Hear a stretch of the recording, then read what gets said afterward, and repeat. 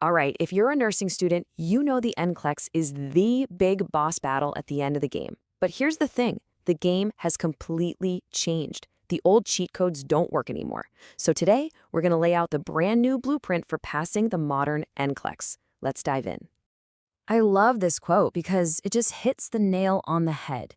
You know, thinking you can pass the NCLEX with just book smarts is like trying to solve a jigsaw puzzle with only half the pieces. You need all of them. The knowledge, sure, but also clinical judgment and a solid strategy. They have to fit together perfectly before that picture of you as a licensed nurse finally comes into focus. So, yeah, we're talking about a whole new challenge here. The NCLEX isn't what it used to be. It's not your professor's exam anymore. It's a completely different beast. And you can really see that shift right here. The old exam, it was all about knowledge recall, basically a giant memory test. But the new exam, it's all about clinical judgment. It's not asking what you know, it's asking what you would do. It's about real-world decisions, the kind you'll make every single day on the floor. This focus on judgment is so central, there's actually a whole framework built around it. It's called the Clinical Judgment Measurement Model, or NCJMM for short. Honestly, you can just think of it as the rules of the game. It's the engine running the entire test, and if you don't know how it works, well, you're gonna have a tough time. Oh, and here's a fun little twist. The test is SMART. It's a CAT, which stands for Computerized Adaptive Testing. What does that mean? It means the test adjusts to you in real time. You get a question right, the next one gets a little harder. You stumble on one, it might toss you an easier one. So it's constantly measuring your ability level. It's a totally dynamic challenge. Okay, so we've got this new, smarter, judgment-focused exam. How in the world do you prepare for that? Well, you don't just wing it. You need a solid plan, a blueprint, and that's exactly what we've got for you. And it's built on 3 core pillars. And here they are. First, you've got clinical knowledge. This is the what, the facts, the figures, the stuff you learn in class. Next is clinical judgment. This is the how you take that knowledge and actually use it in a clinical situation. And finally, the secret sauce, strategic logic. This is the why, the reason behind your decisions. All 3 have to work together. So let's talk about training your clinical mind. How do we move beyond just memorizing flashcards and start actually thinking like a seasoned nurse? It all starts with mastering those first 2 pillars. So this term clinical judgment gets thrown around a lot. But what does it actually mean? It sounds kind of vague, right? But it's not some magical ability you're born with. It's a skill. And the good news is, any skill can be learned and practiced.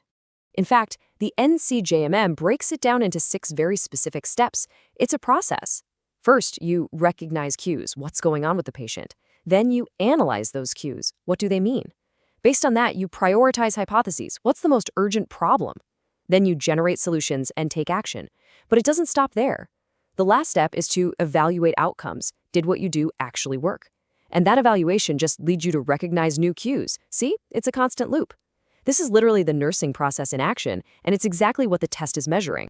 Of course, to do any of that, you need the foundational knowledge. You can't analyze cues if you don't know what they mean. And this chart right here is your study guide. It shows you exactly what the NCLEX cares about most. Just look at that massive piece of the pie for physiological integrity. That's where the bulk of the questions are, so that's where you need to be rock solid. Okay, so if they're testing this whole new skill set, you can bet they're not going to use the same old boring multiple choice questions. To test a new way of thinking, they had to invent completely new ways of asking questions. And these are what they came up with, the next generation NCLEX, or NGN, items. You're going to see some wild stuff. There are bow tie questions, where you literally drag and drop things to connect a condition, the right actions, and what to monitor. There are trend items, where you'll get a chart of vitals over several hours and have to identify the pattern. You absolutely have to get comfortable with these new formats. And get this. You have to do this navigating these super complex questions for up to 5 hours. 5! This isn't just a test of what you know. It's an absolute marathon of mental stamina. You really have to train for endurance, not just speed. Which brings us to that final crucial pillar, strategy. This is where it all comes together. It's about taking that knowledge and that judgment and using them effectively when the clock is ticking and the pressure is on. It's time to stop thinking like a student and start thinking like a clinical detective. Seriously, think about it. What does a good detective do? They don't just look at one clue in isolation, right? No, they look for connections, for patterns. It's the same for you on the NCLEX. A single lab value might not mean much, but how it's trending over time, that's the real story. The answer is almost never in one little piece of information. It's all about connecting the dots. And just like any detective, you need a toolkit of techniques. For the NCLEX, that means using strategic logic. Things like learning how to spot umbrella answer choices that are so broad they cover other, more specific options. Or using strategic exclusion to knock out the obviously wrong answers first. And maybe most importantly, learning to silence that what-if voice in your head that wants to turn every question into a rare, once-in-a-lifetime diagnosis. You gotta shut that down. So, how do you get good at this? How do you make these strategies second nature? One word: practice. And I mean a lot of practice. We're talking over 4,000 practice questions. Yeah, you heard me right, 4,000. That's the kind of volume it takes to build up that mental muscle so that this stuff becomes automatic. And look, it's not just about mindlessly clicking through questions. The real magic happens in the review. For every single question, you have to dig into the rationales. You need to understand exactly why the right answer was right, and just as importantly, why the other options were wrong. That's called remediation, and it's where the deep learning really sticks. And I think this final analogy really ties everything together. You're not just a passenger along for the ride. You're the pilot in the cockpit. When a warning light flashes, you don't just stare at it, no. You figure out what's wrong, you decide on the right procedure, you take action, and you monitor your instruments until you know the plane is stable again. You are in control. That's clinical judgment.